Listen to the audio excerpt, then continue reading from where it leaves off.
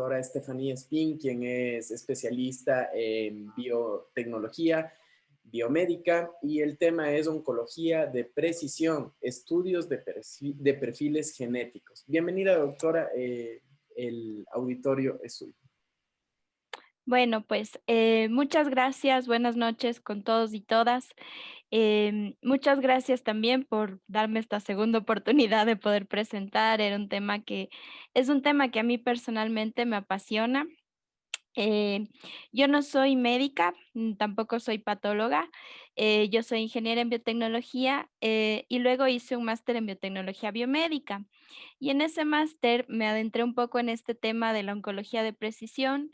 Estudié, pero in vitro, células de carcinoma de mama, mecanismos de resistencia, estudiamos unos genes, unos microRNAs. Entonces, hoy quiero contarles un poquito sobre los avances que hay en oncología de precisión, que cada vez se han ido incorporando un poco más en la práctica clínica. Entonces, pues vamos a empezar hoy con este tema. Eh, Vamos a contarles primero un poquito lo que será la oncología de precisión, luego cuáles son sus aplicaciones, cuáles son los biomarcadores que están en uso para la oncología de precisión, para los paneles de genes, los ensayos clínicos que son particulares, que no son los ensayos clínicos que estamos acostumbrados a ver, y luego, ¿cómo podría irse implementando un poquito la oncología de precisión ya en la salud, en los sistemas de salud, ¿no? Y bueno, al final unas conclusiones. Entonces, quería empezar comentándoles esta frase de Anna Barker. Ella dice que lo que hace que el cáncer sea tan difícil de combatir es su complejidad. Existen innumerables cambios genéticos que impulsan los procesos del cáncer y uno de ellos puede ser un poco diferente de un ser humano a otro, ¿no? Y justamente en esta última oración es donde radica el tema de la oncología de precisión. Entonces, ¿por qué hablamos de la oncología de precisión? Porque es necesario conocer los genes cuando estamos hablando del cáncer y de los tumores, pues porque el cáncer es una enfermedad genética, aunque no siempre sea hereditaria. Quiero decir que el cáncer se debe siempre a alteraciones genéticas, ¿no? Siempre vamos a encontrar en cualquier célula tumoral cualquiera de estas 10 hallmarks del cáncer que se han descrito por Hanna y Weinberg primero en el 2000 y luego en el 2011 fueron actualizadas. Y estas son como las características fundamentales de una célula tumoral que la diferencian de una célula normal, ¿no? De un tejido sano. Y entonces, para que adquieran estas características las células tumorales, pues requerimos que existan mutaciones en los genes que controlan cada una de estas funciones, ¿no? Entonces, por eso le consideramos una enfermedad genética, aunque en cuanto a a los tipos de cáncer, del tipo de herencia, digamos, el 70% son esporádicos y solamente un 5 al 10% son hereditarios, ¿no? Y hay un 20, un 15% que tienen que ver con una agregación familiar, es decir, que hay como una susceptibilidad a desarrollar cáncer. Entonces, ¿cuáles son estas características fundamentales del cáncer? Pues primero, tienen un crecimiento celular sostenido, evaden los supresores de crecimiento, evaden el sistema inmune, tienen su actividad telomerasa, que es lo realmente donde radica la inmortalidad de las células tumorales, porque la telomerasa se encarga de ir reparando los telómeros que en cada división celular se van acortando y eso permite que las células sean inmortales, ¿no? Generan inflamación, pues son capaces de invadir otros tejidos, de generar metástasis. Hay tumores como los gliomas que dependen, por ejemplo, mucho de la angiogénesis. Hay otro tipo de tumores que tienen errores en la reparación del ADN y por eso tienen alta inestabilidad genética. Hay otros que tienen mutados los mecanismos de apoptosis, entonces resisten la muerte celular. Hay otros que tienen alterada la energética celular y puede ser que en los tumores estén presentes varias de estas características, pero siempre los tumores tienen una driver mutation que se llama, que es la mutación de la cual depende fundamentalmente ese tumor, ¿no? Entonces, eso es lo que se ha estudiado. Y entonces, si nosotros hacemos un circuito de cuáles son las proteínas, los genes que están relacionados con todas estas hallmark del cáncer que yo les comentaba, pues es un circuito, ustedes saben que esto tiene que ver con rutas de señalización celular, que son muchas las que existen al interior de la célula, que están interconectadas y demás. Entonces, lo que se ha hecho es estudiar rutas de señalización celular en las células tumorales y diseñar fármacos que sean muy específicos para cada una de estas proteínas que podrían estar involucradas en el proceso tumoral. Entonces, cada una de estas proteínas se les considera potenciales dianas terapéuticas, ¿no? Y de hecho, pues todo lo que es fármaco, oncología de precisión o el tratamiento del cáncer cada vez más tiene la tendencia a ser más preciso para inhibir determinadas moléculas con alta especificidad. Entonces, la oncología de precisión en sí, pues es un enfoque emergente que nos permite el tratamiento y también hasta cierto punto la prevención de enfermedades y que lo que hace es tener en cuenta a la persona para poder diseñar un tratamiento especializado, dirigido, y entonces tiene en cuenta la genética, que es gran parte de la causa, en el caso del cáncer, por ejemplo, de la causa de la formación de tumores, que también podríamos tener genes que estén relacionados con la respuesta al fármaco en el sentido de que si el fármaco es más tóxico, si somos metabolizadores lentos, también esto influye en el tratamiento y obviamente el entorno, el ambiente al que está expuesto, el estilo de vida y demás, ¿no? Entonces, la idea pues es desarrollar, como les mencionaba, tratamientos que vayan directamente al origen del tumor y las inactiven a estas driver mutations, que son las que inducen y aquellas de las que el tumor depende mayoritariamente para poder sobrevivir. Entonces, ¿qué son estas driver mutations? Pues en realidad nosotros, digamos, el genoma no es una molécula que sea estática, ¿no? A lo largo de nuestra vida, pues el genoma va mutando. Hay tasas de mutaciones en determinadas regiones que son normales, ¿sí? Y entonces, eso es a lo que nosotros le llamamos como las mutaciones pasajeras, ¿no? Hay tasas de mutaciones que pueden ser sinónimas, puede ser que no tengan un efecto real sobre una proteína y entonces se mantienen. O pueden ser en regiones que no necesariamente codifican para genes, porque nuestro ADN, de todo el ADN, solamente un 1%, solamente ese 1% realmente codifica para proteínas, ¿sí? Entonces, pues pueden haber mutaciones que no nos afecta que estén ahí. De hecho, es lo que nos hace únicos también. Entonces, la idea es que de pronto, a lo largo de la vida, considerando pues los factores intrínsecos de la tasa de mutación presente en cada individuo, los factores medioambientales a los que estamos expuestos, ¿no es cierto? Entonces podemos empezar a desarrollar mutaciones y si es que una de esas mutaciones favorece la proliferación de un tumor, entonces esa se le considera la driver mutation y entonces el tumor va a depender de esa mutación. Y de ahí en adelante el tumor incluso va a desarrollar otras mutaciones, por eso es que tampoco el tumor es una masa homogénea, digamos que tenga solo un tipo de mutación. Dentro del tumor hay distintos tipos de mutaciones y por eso es que precisamente se vuelve complejo el tratamiento, ¿no? Van adquiriendo resistencia también a los fármacos. Estos tumores continúan, si es que tienen inestabilidad genómica, pues van a seguir mutando y eso va a hacer que cada vez sea más difícil lograr combatirles. Sin embargo, lo que sí se ha visto es que si se logra, a pesar de que el tumor tenga otras mutaciones, si logramos atacar a esta driver mutation, que fue la original, la que dio lugar a la formación de un tumor, hay una buena respuesta y hay una reducción del tumor y entonces hay una buena respuesta clínica también en el paciente, ¿no? Entonces, pues la idea de la oncología de precisión es enfrentar el cáncer, pero con una estrategia, ¿no?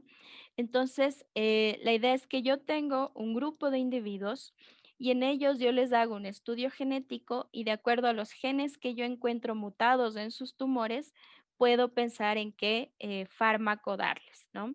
Entonces, además, no es solamente el combatir, digamos, el tumor, el atacar el tumor, sino que también yo puedo ver cuál es la terapia que les voy a dar, en qué dosis también me puede ayudar el saber la alteración genética que tenga el paciente, eh, darle también o sea, un tratamiento ideal para ese paciente en concreto. En el momento ideal también sería lo preciso, ¿no? Ahora la oncología de precisión, digamos que tiene una aprobación más hacia cáncer avanzado, cáncer metastásico, sobre todo porque recién está iniciando, ¿no? Pero se ha visto en muchos ensayos el beneficio que sería lograr tener una oncología de precisión, un diagnóstico del el gen aberrante para darle un tratamiento en estadios tempranos, pudiendo tener el paciente incluso una mejor respuesta y en algunos casos una regresión completa y una calidad de vida muy buena, ¿no? Entonces, la idea es darle al paciente el tratamiento ideal, la dosis ideal, en el momento ideal y conseguir, pues, el desenlace que estamos esperando, ¿no? El famoso outcome que lo dicen en los ensayos clínicos. Entonces, la oncología de precisión, sin embargo, implica tener un cambio de paradigma, ¿no? Antes, la elección de la terapia era en base al tipo de tumor, ¿no es cierto?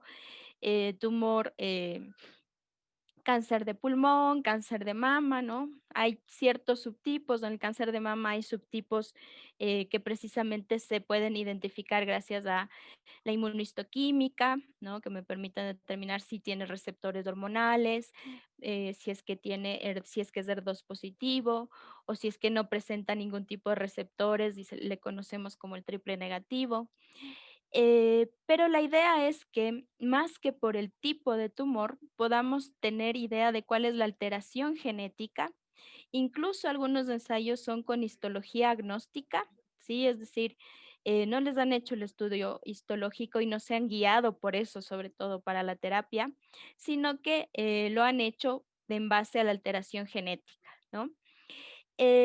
Entonces, esto es cambiar un poco el paradigma y también en los ensayos clínicos que estamos acostumbrados a ver son centrados en el fármaco, en ver eficacia y seguridad de ese fármaco.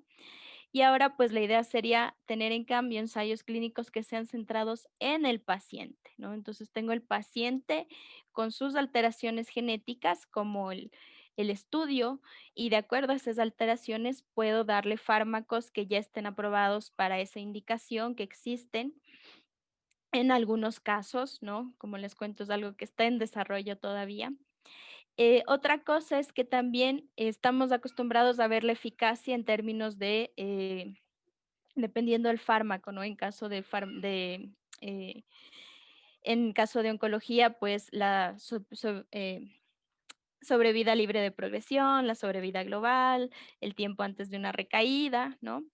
La idea es que cuando hablamos de oncología de precisión, también incorporemos una eficacia en función del match. ¿Qué quiere decir el match? Quiere decir que logre determinar la eficacia de la alteración que encontré y el fármaco que le voy a dar en base a esa alteración, ¿no? Y ver si eso realmente es un beneficio para el paciente en relación a la terapia estándar que habría tenido ese paciente. Entonces, pues la idea sería tener también eficacia en función de tratamientos. Los ensayos clínicos en fase 3, ¿no es cierto? Son como el ensayo clínico pivotal, el que permite que se aprueben los fármacos, digamos, es a lo que tenemos hasta el día de hoy como el ensayo clínico de mayor importancia, ¿sí? Pero cuando hablamos de oncología de precisión, si es que yo estoy tratando de diseñar un tratamiento para cada paciente, pues no puedo tener un gran número de pacientes al que les doy el mismo tratamiento en las mismas dosis, porque entonces estoy un poco en contra del concepto mismo de oncología de precisión. No digo que no se hagan, sí se hacen, pero tienen ciertas adaptaciones en sus diseños, y obviamente no llegan a ser de miles de pacientes, ¿no? Porque tenemos que tener pacientes que tengan la misma alteración genética para darle el mismo fármaco. Entonces, algo que se está incorporando y que de hecho hay un ensayo clínico que actualmente se está llevando a cabo que se denomina TAPUR, es el de incorporar lo que se conoce como el real world data, ¿no?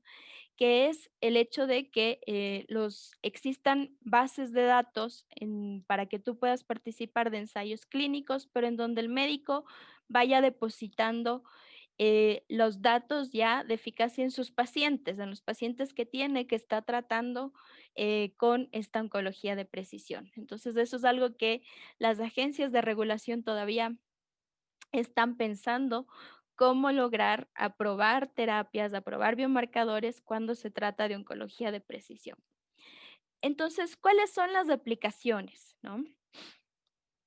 Tenemos aquí, pues, primero para el diagnóstico, ¿no? Entonces, la oncología de precisión, por ejemplo, me permite, en general, pues el diagnóstico genético de un tumor me permite identificar cuál es la alteración y en algunos casos el diagnóstico en sí, como por ejemplo cuando hablamos del cromosoma Filadelfia, ¿no es cierto? En donde hay esta translocación recíproca BCR-ABL, que es la causa de la leucemia mieloide crónica, ¿sí?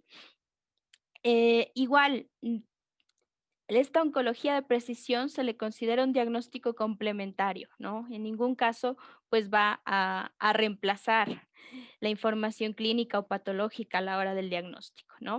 Pero sin embargo, puede ser de gran ayuda cuando estamos hablando de tumores y de alteraciones genéticas.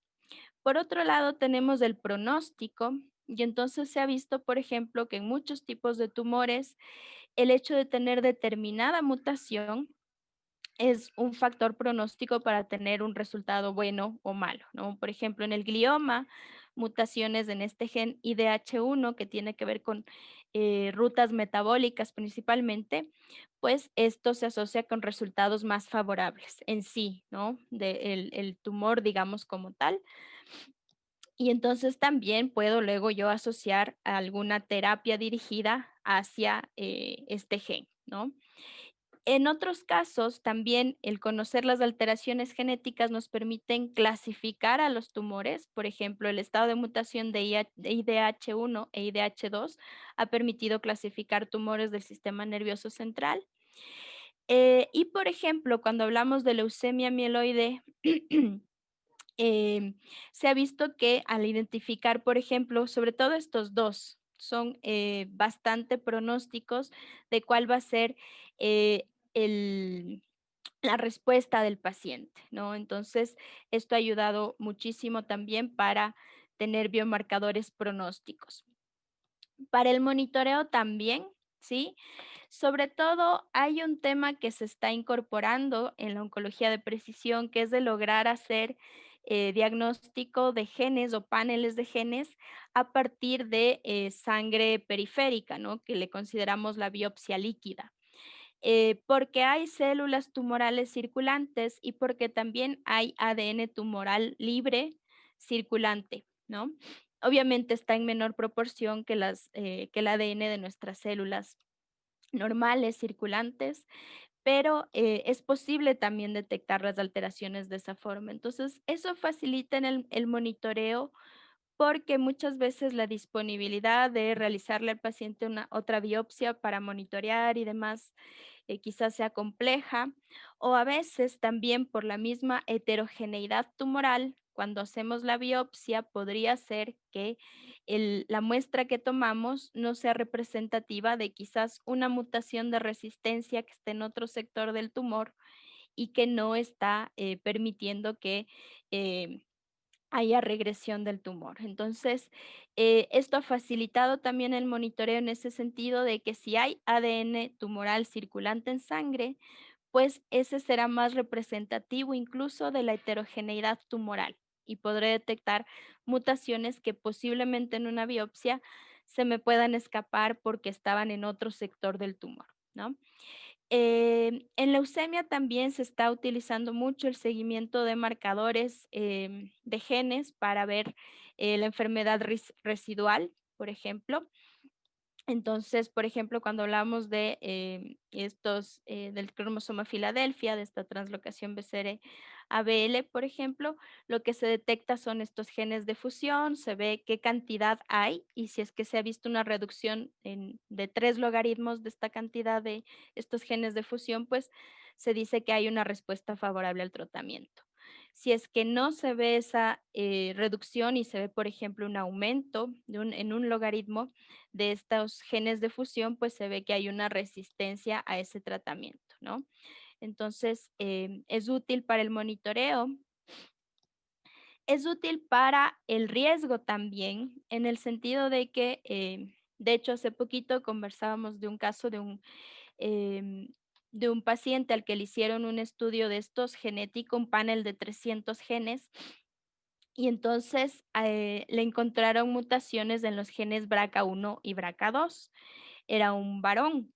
Entonces, por ejemplo, si yo encuentro mutaciones en este tipo de genes BRCA1, BRCA2 que están relacionados con el síndrome del cáncer hereditario de ovario y de mama principalmente, pues, tendría una información adicional, ¿no? Entonces, en ese caso, además de tratar al paciente ya con estos biomarcadores que puedo saber con qué le trato a ese paciente, pues también puedo generar asesoramiento genético para el paciente, ¿no? Tendríamos que descartar que sea una mutación em, en línea germinal, ¿sí? Porque si es en línea germinal, quiere decir que entonces es un caso de cáncer hereditario y entonces habría que tomar en cuenta también. Entonces hay algunos tipos de cáncer hereditario, como el síndrome de Lynch, el síndrome de Li-Fraumeni, el síndrome del cáncer de ovario y mama hereditarios, ¿sí? Entonces, eso. Y la otra aplicación, y obviamente la que más interés genera, pues es la de el escoger la terapia, ¿no? Entonces yo puedo escoger una terapia. eh, Hay terapias que ya están aprobadas para determinadas mutaciones. Hay terapias que se les conoce como off-label, que quiere decir que la FDA no le aprobó para esa indicación, pero la mutación podría responder con ese fármaco, ¿no? Ya lo vamos a conversar un poco más a detalle más adelante. Y está también la posibilidad de si no hay un fármaco aprobado todavía, ni como indicación, ni off-label, la posibilidad de incorporar a los pacientes en ensayos clínicos. Bueno, eso quizás un poco más difícil, ¿no? En nuestro país.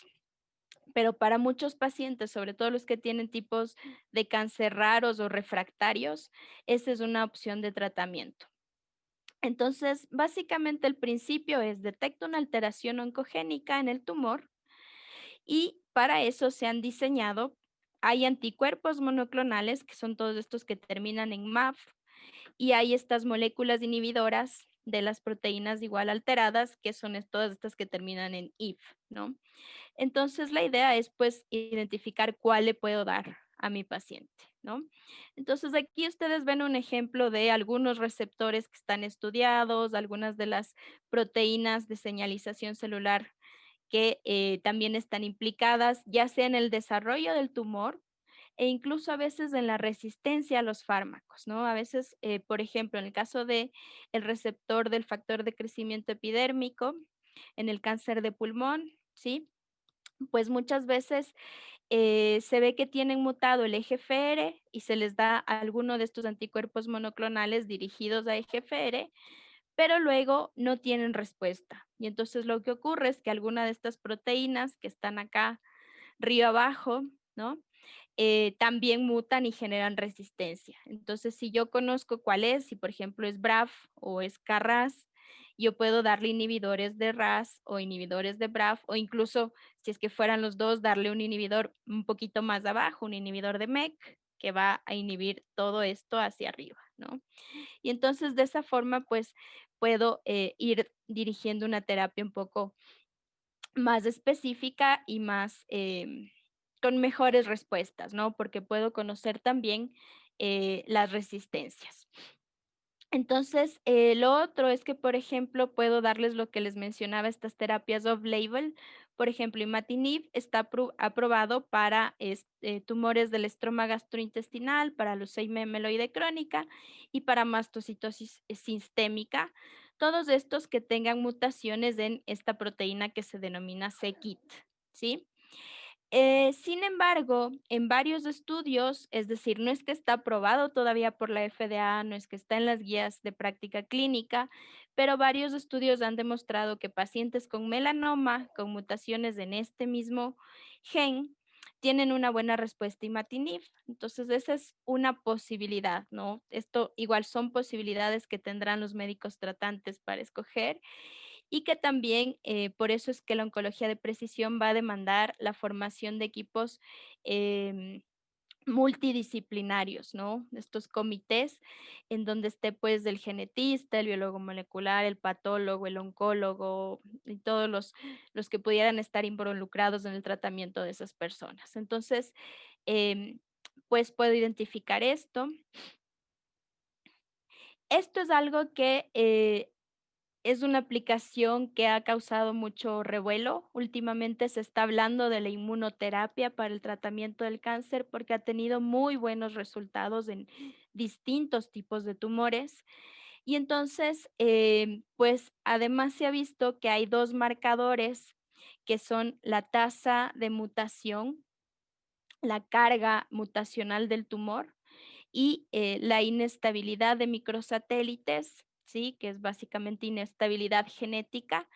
Y entonces se ha visto que cuando esto está presente en los pacientes, y esto solo lo puedo detectar mediante estudios de paneles de genes grandes, ¿no? Entonces, cuando detecto estos biomarcadores, se ve que estos pacientes son buenos respondedores a la inmunoterapia, ¿sí? ¿En qué consiste la inmunoterapia? Pues consiste en bloquear estas proteínas PD-1 y PDL1, PD-1 presente en las células, en los linfocitos T, PDL1 presente en las células tumorales, porque la unión de estos dos receptores pues hace que se inactive el linfocito T. Entonces, la idea es bloquear esta unión para que este linfocito T no se inactive, ¿sí?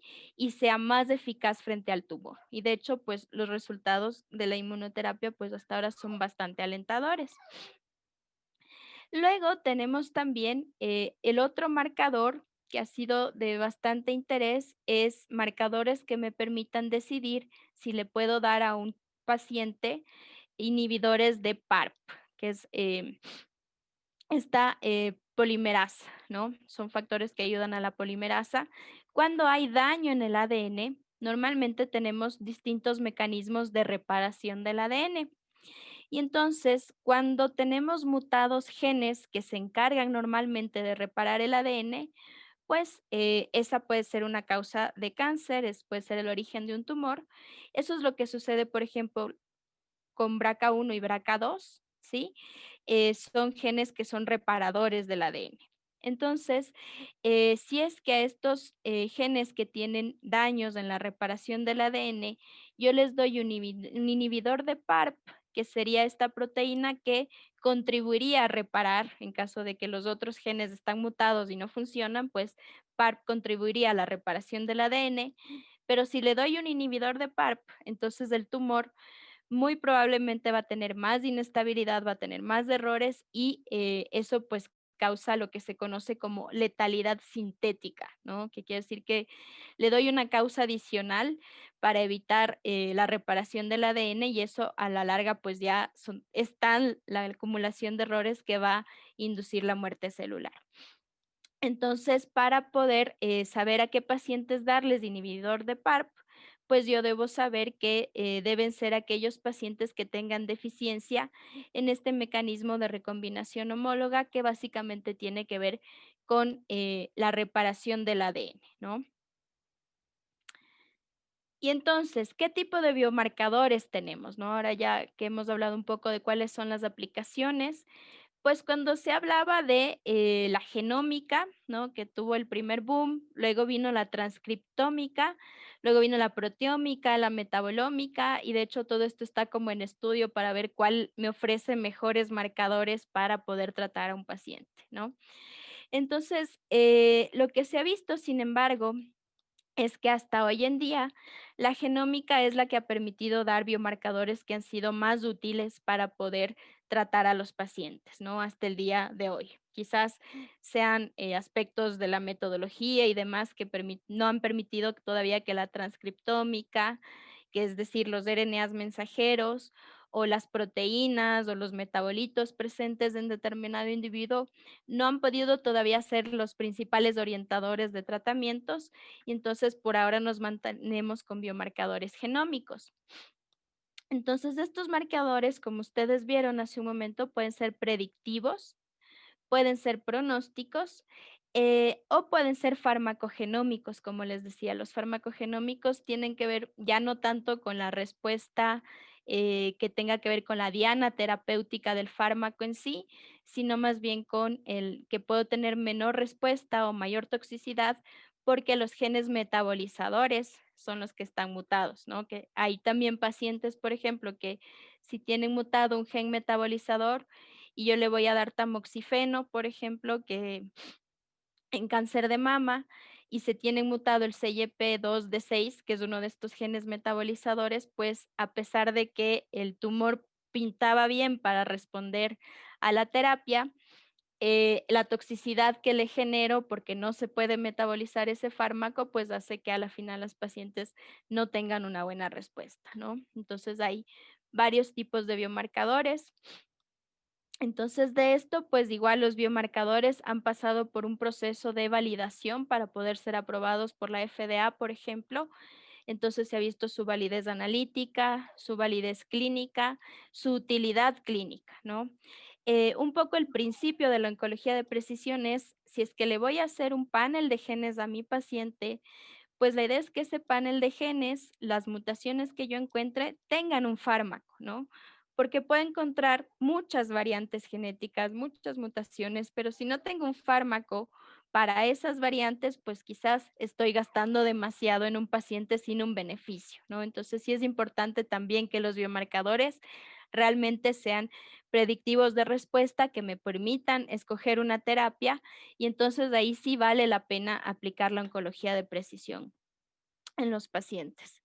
Entonces, hay 3 grupos de biomarcadores predictivos que un poquito ya les había contado antes. Están primero las Cancer Driver Mutations, que son básicamente la diana de la terapia dirigida, ¿no? El gen que está mutado como mutación driver, pues voy a darle un fármaco contra ese gen, ¿no? Luego tenemos estas otras que les decía que se han convertido en unos biomarcadores de gran importancia, que son la alta tasa de carga mutacional tumoral, o TMB por sus siglas en inglés, o la inestabilidad de microsatélites, MSI, ¿no? Y entonces, pues esto tiene que ver con que estos pacientes que tienen cualquiera de estas dos, de estos dos biomarcadores responden a la inmunoterapia, ¿no? Y hay varios de estos tratamientos, sobre todo que se llaman que son inhibidores de los sitios de control del sistema inmune, que son los que les había comentado hace un ratito, y entonces estos van a permitir que haya una mejor respuesta inmune frente al tumor. La letalidad sintética, que también les había comentado, que es cuando tengo los biomarcadores en este caso son si el paciente tiene mutaciones en genes que tienen que ver con la recombinación homóloga o la reparación de ADN, ¿no es cierto? Entonces puedo darle inhibidores de PARP, ¿no? Entonces estos han cobrado gran importancia. Hay otro biomarcador genómico que son estas CTC, que son células tumorales circulantes, y se ha visto que estas células tumorales circulantes, por ejemplo, en pacientes con cáncer de mama metastásico, se correlacionan con una menor supervivencia libre de progresión y con una menor supervivencia global. Entonces, este es un biomarcador predictivo que nos puede dar una idea de cuál va a ser la respuesta, ¿no? Luego tenemos este que les contaba, que ahora se está también hablando de la biopsia líquida, que lo que hace es detectar el ADN libre tumoral circulante, ¿no? Entonces, las ventajas es que refleja la heterogeneidad del tumor, como les comentaba, y esto me permite incluso ver las subpoblaciones clonales del tumor, porque el tumor, como les contaba, pues va a tener ahí dentro de su desarrollo, pues algunas subpoblaciones, ¿no? Si un gen mutó en una célula y esa se vuelve a dividir, pues tengo ahí un clon que tiene determinada mutación y quizás por este otro lado mutó otro gen y ahí tengo otro clon con otra mutación, ¿no? Entonces, esto hace que la heterogeneidad tumoral pues afecte el tratamiento, ¿no? Entonces, si yo logro detectar esa heterogeneidad, veo qué mutaciones están presentes, veo si hay mutaciones de resistencia, pues puedo orientar mucho mejor el tratamiento farmacológico, ¿no? Entonces, estos que les contaba, que están ahora aprobados por la FDA, que son inhibidores de estos puntos de control del sistema inmune, que es la inmunoterapia. Hay varias estrategias de inmunoterapia, pero esta es la que está ahora un poco más en auge, relacionada con los biomarcadores genómicos. Entonces, hay estos 7 fármacos aprobados por la FDA para que son inhibidores de estos puntos de control y entonces están relacionados pues con los biomarcadores de inestabilidad de microsatélites y alta tasa mutacional tumoral, ¿no? Entonces ustedes pueden ver aquí el número de mutaciones, la carga mutacional versus el beneficio del tratamiento con estos, ¿no? Entonces, a mayor número de mutaciones, incluso, pues mayor beneficio, ¿no? Los otros, que es la inestabilidad de microsatélites, que se les trata pues con los mismos inhibidores, ¿no? Y esto igual se ha visto que hay pacientes que pueden tener la carga mutacional alta y también la inestabilidad de microsatélites, pueden tener una de las dos. En ambos casos tienen muy buena respuesta a estos inhibidores. Esto que ya les había contado un poco, aquí con un poquito más de detalle, cuando hay deficiencia en la recombinación homóloga, ¿sí? Se ha visto que tienen una excelente respuesta, tienen mejor supervivencia libre de progresión cuando se les trata con estos inhibidores de PARP. Y el otro tema es que también puedo detectar biomarcadores que me dicen es resistente a la inmunoterapia, ¿no? A pesar de que he encontrado quizás algunos marcadores que me sugieran que va a ser respondedor de la inmunoterapia, pues se ha visto que si tengo, por ejemplo, de lesiones en JAK, mutaciones en el gen de la microglobulina beta 2, alteraciones en el receptor del factor de crecimiento epidérmico, ¿sí? Entonces, a pesar de que yo les dé esta inmunoterapia, ellos no son buenos respondedores, ¿no? Entonces, también puedo identificar, y esta es la otra ventaja de la oncología de precisión, también la resistencia.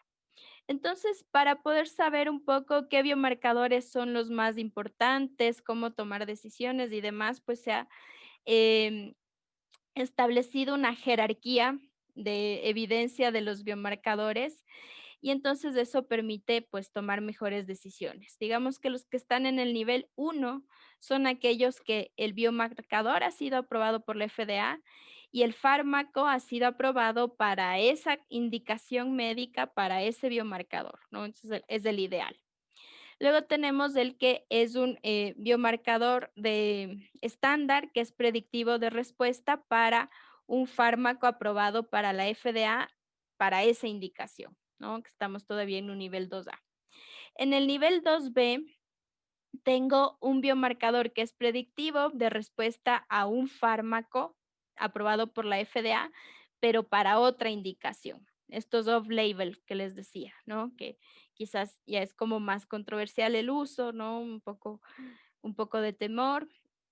Y luego, pues están estos que hay algo de evidencia y estudios que pueden sugerir que tenga este biomarcador esté asociado a algún fármaco, pero quizás este tipo de biomarcadores sean más sugerentes para usarlos en un ensayo clínico, quizás más que que en la terapia, en la práctica clínica, ¿no? Y entonces, antes de eso, es importante también que cuando se implemente la oncología de precisión, los médicos puedan comunicarle al paciente todo lo que pueden encontrar, ¿no? Porque así como pueden encontrar el ideal, el biomarcador ideal que hace que le demos el fármaco que sabemos que va a ser ideal para ese paciente, también puedo encontrar biomarcadores de los cuales no sé qué hacer, ¿no? Entonces, esto también hay que comunicarle a los pacientes. Este es un poco más detalle de esa misma clasificación. Y entonces ahora les voy a contar un poquito cuáles son los tipos de estudios genéticos que están disponibles, ¿ya? Pero para eso quería un poquito contarles, o sea, desde que hubo la secuenciación total del genoma en el 2003, se empezó a estudiar, a desarrollar todos estos métodos de secuenciación masiva del genoma o Next Generation Sequencing, que nos permite secuenciar todo un genoma a la vez, ¿no? Y en poco tiempo, relativamente poco tiempo. Luego está el tiempo del análisis bioinformático, pero puedo tener todo el genoma de una persona, ¿ya? Luego, también dijeron, bueno, si es que yo quiero detectar mutaciones que están relacionadas con enfermedades, pues no me sirve de nada tener todo el genoma, si es que solamente 1% del genoma es exón, ¿no? Solamente el 1% del genoma es codificante para proteínas. Entonces, ahí se desarrolló este que es la secuenciación total del exoma, y entonces aquí ya reduzco, pues solamente secuencio el 1% del genoma total, y tengo todos los exones de todos los genes ahí, ¿sí? Otra es pues hacer determinados genes por PCR, ¿no? Que es como ya para cuando ya conozco que hay un gen que está muy descrito, una mutación que está muy descrita para un tipo de tumor y busco ya solamente ese gen, esa mutación, ¿no? Acá es como para encontrar un abanico de alteraciones genéticas. Y bueno, yo les voy a hablar de estas de acá. Acá tenemos otro tipo de tecnologías. Y entonces, claro, cada una tendrá sus ventajas y sus desventajas, ¿no? Por ejemplo, lo que se está usando actualmente con mayor fuerza son los paneles de genes en oncología de precisión, ¿sí? ¿Por qué? Porque siempre es ventajoso tener un panel de genes en donde puedo detectar algunas alteraciones que me pueden indicar de una vez la susceptibilidad de un tratamiento e incluso la resistencia por allá, ¿no?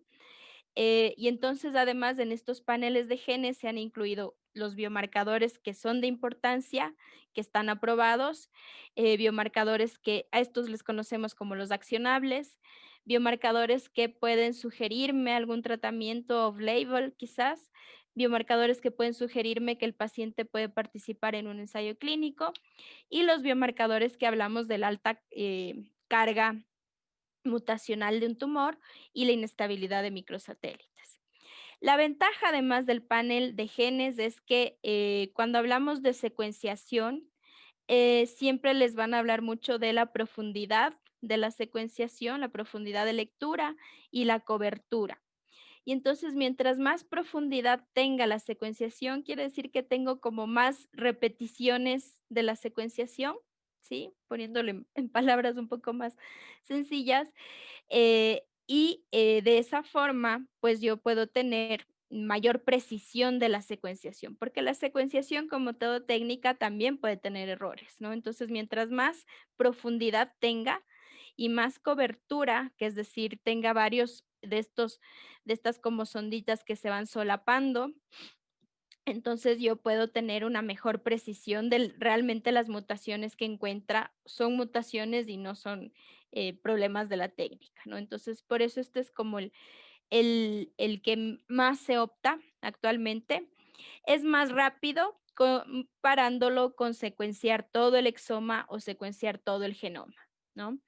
Acá lo que sí, pues que puedo encontrar mutaciones raras que no podría encontrar en un panel, porque en un panel yo ya escogí qué genes quiero estudiar. Acá no.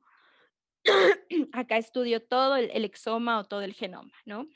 Pero Yo pensaría que estas técnicas quizás son más importantes para enfermedades raras, por ejemplo, yo no más para un tipo de aplicación de investigación, ¿no? Más que en la práctica clínica.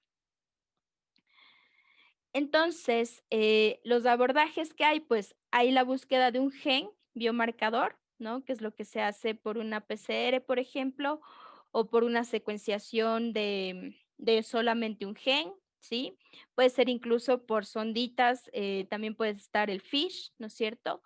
Que nos permite tener una idea de estoy buscando este gen porque sospecho de este gen y si lo encuentro me va a orientar en la terapia, ¿no? Y claro, es menos costoso, es más rápido, menos complejo, lo puedo desarrollar en el mismo laboratorio de patología del hospital, ¿no es cierto? Sin mayor problema.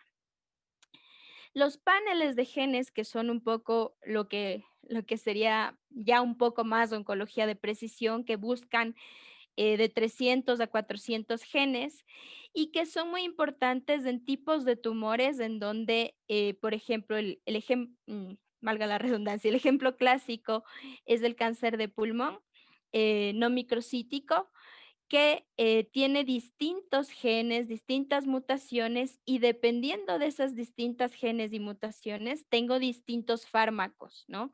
Y entonces ahí sí tiene sentido aplicarle un panel de genes porque voy a poder tener distintas terapias y mejor respuesta en el paciente, ¿no? Entonces, de eso dependería la aplicación de un gen biomarcador o un panel de genes, ¿no? Luego está lo que les comentaba, la secuenciación del genoma, pues va a encontrar todas las alteraciones posibles, pero luego es más caro, requiere un análisis bioinformático, ¿no? Y tiene menos precisión que el panel de genes. Igual con el transcriptoma o el exoma, que ya no es todo el genoma, solamente 1% de ese genoma, pero pues voy a tener igual una gran cantidad de variantes, quizás de algunas de ellas no sepa incluso su significado, ¿no? Y lo otro que les quería comentar es que de estos paneles de genes también se han desarrollado ahora em, la posibilidad, los paneles de genes normalmente se hacen en muestra de biopsia de tejido en parafina, estos tipos FEPE, y pues bueno, ese se envía, ese es el que se hace la extracción de ADN y se hace la búsqueda de los genes, ¿no? En cambio, también hay la posibilidad de hacer la biopsia líquida, se han diseñado, se ha estandarizado igual. Todo esto pasa por procesos de diseño, de estandarización, de aprobación. La FDA aprobó recién también algunos paneles para biopsia líquida y entonces, como les decía, pues esto es una ventaja quizás en pacientes donde no puedo hacerle una nueva biopsia, es un proceso menos invasivo y además quizás sea más representativo de la heterogeneidad tumoral. Entonces, sobre los ensayos clínicos, como les contaba, pues ahora lo que tenemos es la medicina basada en evidencia, basada principalmente en ensayos clínicos, ¿no? Fase 3, que es como el pivotal. La idea es que con la medicina de precisión no dejemos de hacer ensayos clínicos, pero vayamos también incorporando este real world data o estos algoritmos de la práctica clínica porque habrán casos muy especiales de pacientes únicos, ¿no? Entonces, pues en este caso, en la medicina de precisión, pues yo necesito conocer las características, varias características del paciente específicas que en cambio en la medicina basada en evidencia, en los ensayos clínicos tradicionales, pues agrupo a pacientes por sus características y les trato con el mismo fármaco, ¿no? Acá la idea es diseñar un plan de tratamiento para cada paciente, ¿sí? Acá, pues yo necesito tener evidencia ya de determinado fármaco en determinadas dosis, en largas cohortes. Acá, en cambio, incluso en determinados momentos tendré que hacer combinaciones de fármacos en un paciente, ¿sí? Y entonces por eso el diseño de los ensayos clínicos pues tiene que ser un poco más flexible. Entonces hay 4 tipos de ensayos clínicos que se están utilizando en oncología de precisión. El umbrella, que básicamente tiene que ver con que tengo un mismo tipo de tumor, me refiero al órgano, ¿sí? Por ejemplo, cáncer de pulmón, y de ese cáncer de pulmón hago un análisis de las alteraciones genéticas y a esos pues les doy determinado fármaco en base a su alteración genética.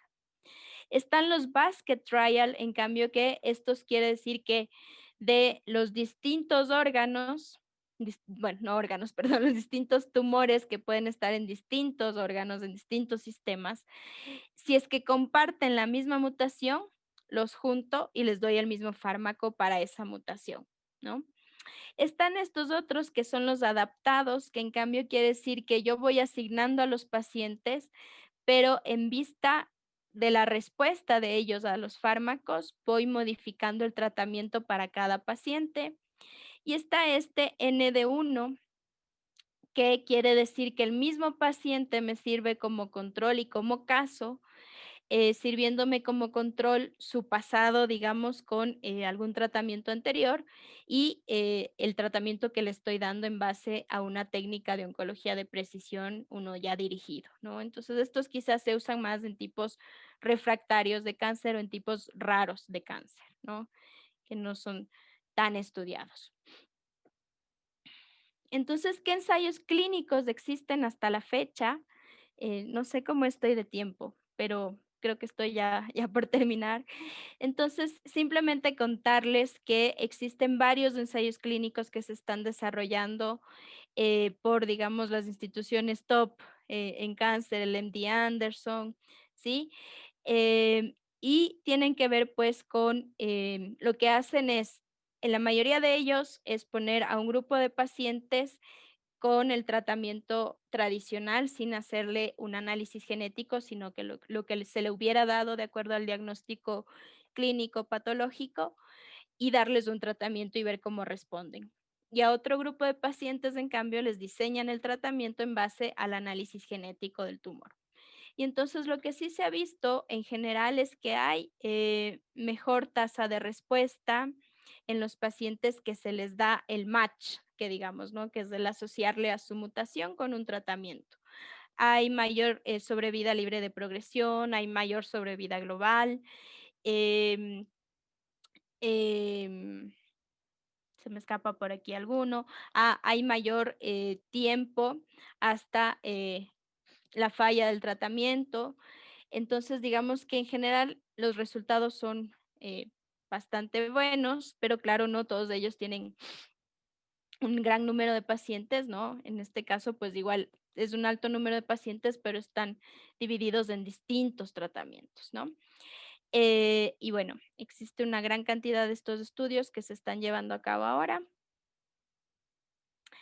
Este estudio que yo le he puesto aquí un poco aparte, que es este estudio TAPUR, que en cambio es este estudio que es particular, porque aquí lo que hacen es recolectar la información de los médicos que están tratando a sus pacientes con determinado fármaco eh, en respuesta a un análisis genético del tumor, ¿no? Entonces no es como el clásico ensayo clínico, sino que la idea es como recuperar el real world data, ¿no? Que habíamos dicho antes. Y entonces, ¿cómo se implementa la oncología de precisión? ¿No? Entonces, por ahora, pues a quién debo realizarle un perfil genético tumoral no es todavía algo que esté para todos los pacientes, aunque se cree que a futuro es una ventaja mayor incluso de los pacientes, ¿no? Un tema que ha hecho que los ensayos clínicos quizás no tengan unos datos tan potentes en ver la mejoría, es que se trata generalmente pacientes que están ya en estados avanzados o metastásicos, ¿no? Y que quizás se vería una mejor respuesta si es que desde el inicio les damos una terapia más dirigida. Entonces, por ahora, pues se recomienda a pacientes con enfermedad metastásica, pacientes que sin enfermedad metastásica, pero tienen pocas o nulas opciones de tratamiento. Enfermedades, como les decía, en el caso del cáncer de pulmón no microcítico, en donde se sabe ya que hay distintos marcadores y cada marcador tiene distintos fármacos, entonces ahí sí conviene hacerle un perfil genético tumoral. Y en algún caso, pues cuando se ha agotado la línea terapéutica basada en evidencia, y entonces el paciente todavía tiene un buen estado que le permita ser candidato para algún tratamiento adicional. Entonces, en realidad, como ustedes ven, no está indicado, pues, para pacientes que están en una etapa temprana y que ya tienen una terapia definitiva que les está funcionando bien. Eh, Está ocasionalmente indicado, como les decía, para los cánceres de tumor, para cánceres también raros, avanzados. Se está estudiando mucho cánceres refractarios, raros, tumores sólidos, para respondedores excepcionales y para cuando tengo la opción de enviarle a un ensayo clínico, ¿no?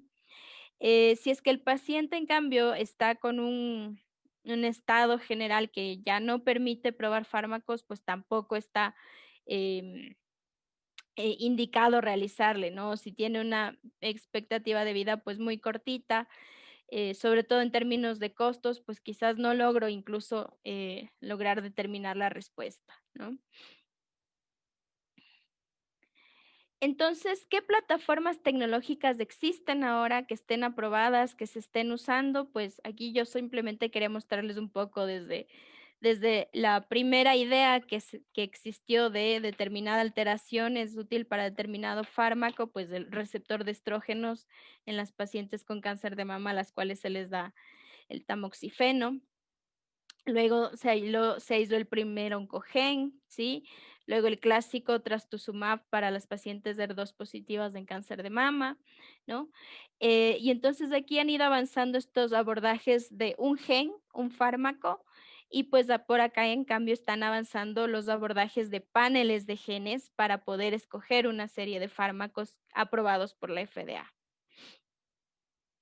Entonces, ustedes tienen aquí algunas de las plataformas que están disponibles, ¿no? En algunos lugares, incluso en estos hospitales, pues con muchos recursos, su propio servicio de patología desarrolla kits in-house para hacer oncología de precisión.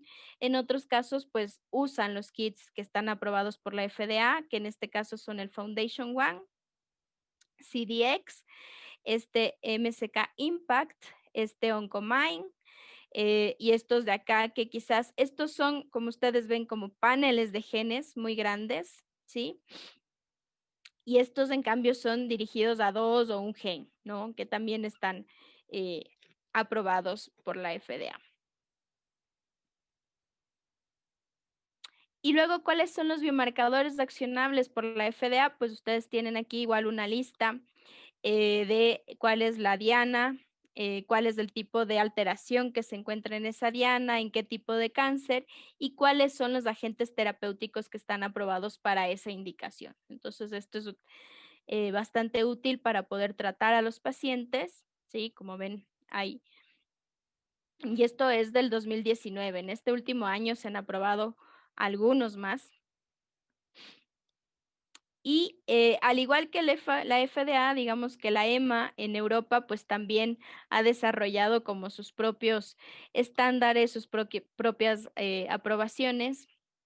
La ESMO, que es la Sociedad Oncológica, eh, que ha permitido pues establecer, ellos tienen una propia escala, que es este SCAT, donde han clasificado ellos el tipo de evidencia para poder clasificar a los biomarcadores y luego tienen para cada tipo de estos tipos de cáncer, tienen una tablita similar a esta, en donde dicen cuál es la alteración, cuál es la prevalencia y qué tipo de evidencia sería, ¿no? Y de acuerdo al tipo de evidencia, pues escogen el fármaco que se les puede dar a los pacientes. Entonces, el otro tema a la hora de implementar la oncología de precisión es interpretar resultados, ¿no?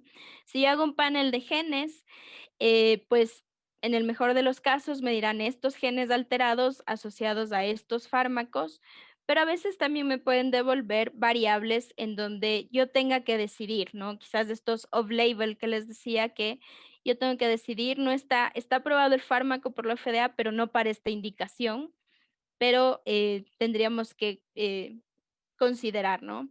Entonces, lo ideal es que se formen comités interdisciplinarios que sean los que puedan em, tomar decisiones.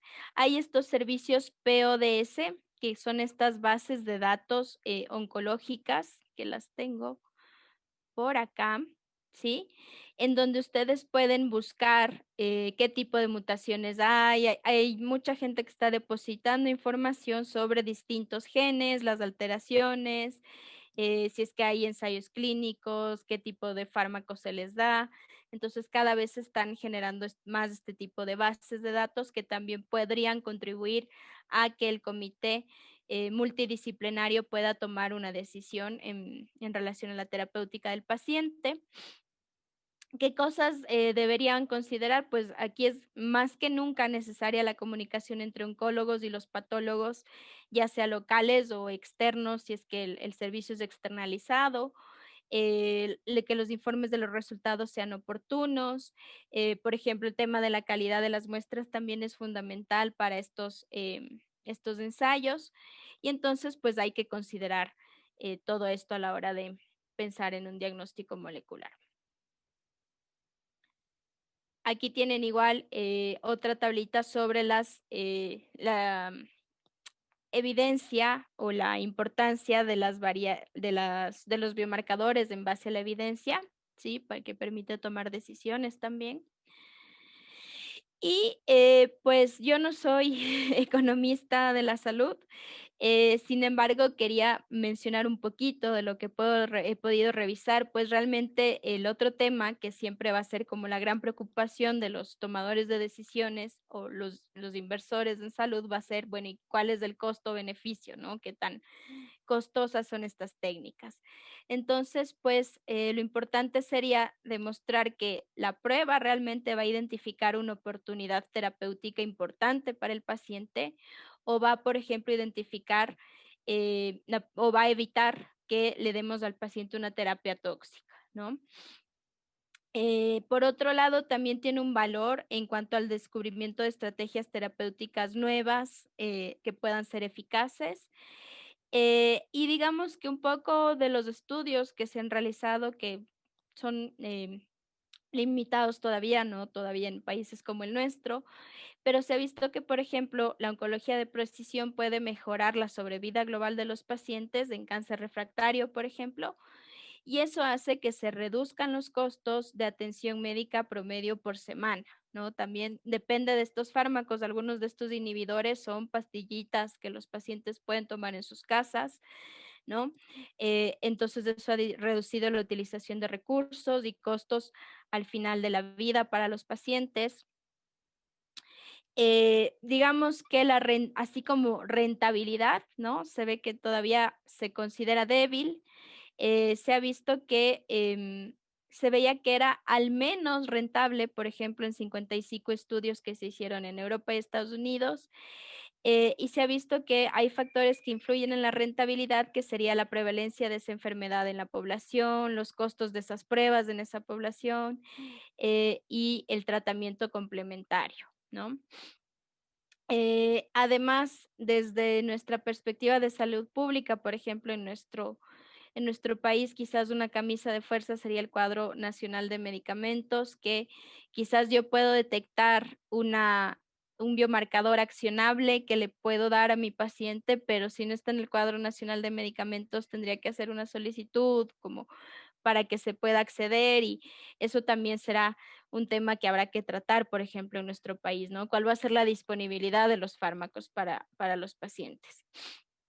En una revisión sistemática se vio que estas pruebas se están usando en un 67% para pronóstico, en un 24% para diagnóstico y para una terapia específica en un 7%, y que la rentabilidad difiere dependiendo de qué tecnología de secuenciación se ha usado o de detección de genes, cuál es la estrategia de la prueba y también cuál es el tipo de cáncer. Entonces, igual se considera que es necesario seguir realizando estudios a futuro para poder tener mejores análisis, ¿no? Que permitan darnos ideas sobre la relación costo-beneficio.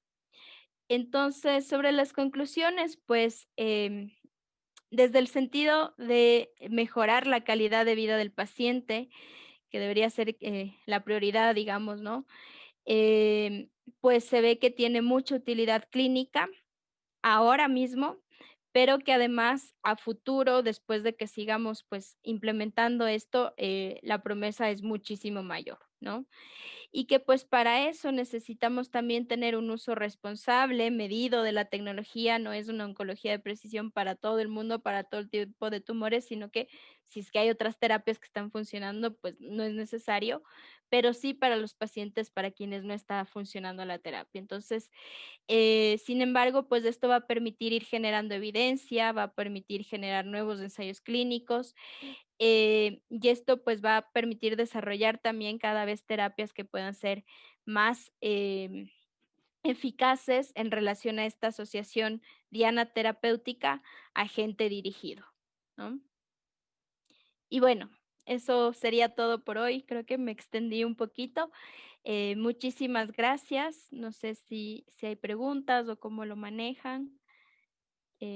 Muchísimas Gracias. gracias, ingeniera. Antes que nada, muchas gracias.